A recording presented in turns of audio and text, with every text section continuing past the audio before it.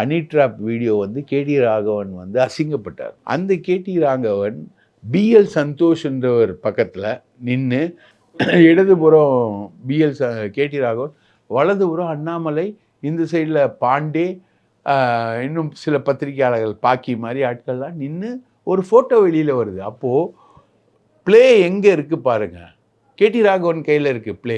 நீங்கள் அசிங்கப்படுத்தினால்தான். So the challenge to Annamalai is, நீ இந்த அனி ட்ராப்லாம் வச்சு விளையாடாத, அதுக்கெல்லாம் நாங்கள் பயப்பட மாட்டோம், ரைட்டா?